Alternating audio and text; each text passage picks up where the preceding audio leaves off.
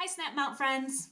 We just wanted to show you how awesome and how well your Snap Mount worked while I was skydiving. We'll go over how we connected it and secured it to the helmet, the 360 camera that we used to capture everything. I'm not fully done testing it either. Never. He's never fully done testing. Mm-mm. First of all, I want to show that there's a tether, an 80-pound ripcord? No, 80-pound. An 80-pound Brake cord. brake cord. We put an 80-pound brake cord attached to the... So the brake cord, if I may, the part of the mount that is attached to the helmet, and I fixed that with a surgeon's knot. And then the other end of the 80-pound brake cord is also affixed on the camera side of the magnet, also with a surgeon's knot. The reason for the brake cord is it's the same that I use in a static line base jump, so that I can tie off, jump out, and that deploys my parachute, and it breaks away free. And so in the event of a line entanglement or some sort of emergency, I could technically pull that really hard and snap it free if I were entangled. I could also just pull my hook knife out and cut it if I needed to. It attached to the helmet. That's on the back of the helmet. No, it's not. That's on the front of the helmet. I know my back and fronts. We had our 360 camera right here. Brow, like the forehead. Oh. Hold on. I'm short. And she's tall. Okay. So actually the GoPro was mounted here. It was here? At the forehead, and the 360 cam was here, and I just folded it back because it shoots 360 degrees anyhow. This was for the first jump. This is actually my base jumping helmet. That morning I had slated to test the camera by jumping out of a hot air balloon because a hot air balloon doesn't present any relative wind on exit, and I was concerned about airspeed and it pushing the camera off its mount. Anyhow, it was too hot, the pilot scrubbed the balloon flight, and so I jumped out of an airplane instead. Does that mean it was a clean balloon flight because it was scrubbed? No. So he ended up taking it skydiving in a, what kind of plane is it? King Air. And then the other two jumps that I did when I tested this were out of a Twin Otter. So when I got out of the airplane the first time, I wasn't sure if the relative wind would push the camera off of the mount.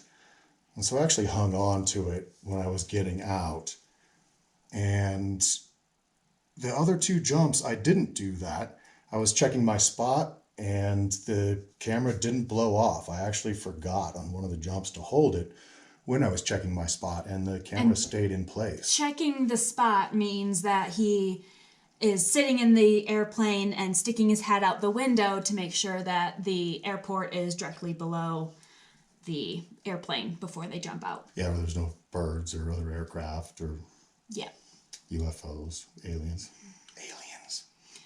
Anyways. Aliens. I messed up with a 360 camera. I only managed to get still photos. I won't blame my equipment. It's a perfectly good camera, I just didn't operate it properly.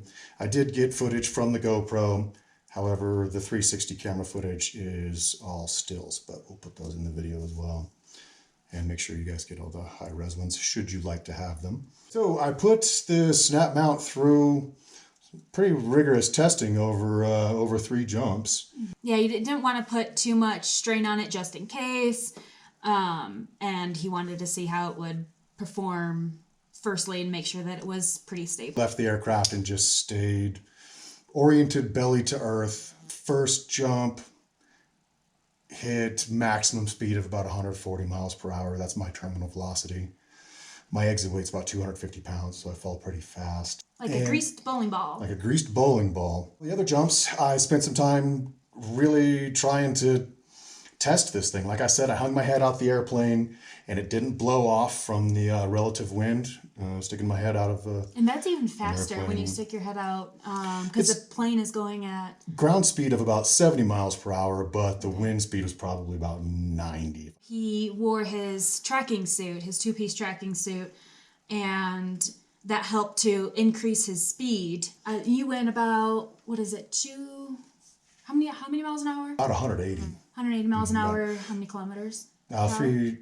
300 kilometers per hour. Tracking meaning that he is making himself as small and lean as possible so he can gain more speed. I would equate it to flying like a missile, and the camera held just fine. Understand, though, that the relative wind is head on. When I exited the aircraft, I just immediately started doing front flips, stabilized, did back flips. Gymnastics in the air. Because I'm a ninja. A very, very Sky clumsy. ninja. Very, very clumsy sky ninja. They don't want to hear all this. Did front flips, back flips, spins, really putting G-forces and lateral winds, putting this thing to the test in those conditions. Making sure that the wind at any angle wouldn't take it off. I'm pleased to say that it withstood the test. It didn't come off. All in all, I think it's a solid product. I would like to test it further and see what it's going to take to get it to come apart. I don't know if you're capable of that, though. I would like to test it further and see if I can get it to come apart. And I think I'll mount it in a different position on the helmet as well. I was initially attracted to this product because of the magnetic mount. Line entanglements can be deadly in skydiving. Line entanglements, meaning when the parachute starts to deploy, the lines of it, if the skydiver doesn't have a good position and they're tumbling, that the lines would get wrapped around the mount itself. And that's bad news. My thoughts were with the magnet, you could pull the camera free and free the snag. This mount doesn't, I don't think this mount necessarily alleviates much of a line entanglement issue. I need a better step stool. Changes that I would make, hopefully without having to send you to the patent office. The big knob presents a significant snag hazard. So I was thinking something like one of these thumb screws that are, this one's from photography. It's a 1/4-20 screw, thumb screw. Obviously 1/4-20 isn't going to work with this GoPro mount.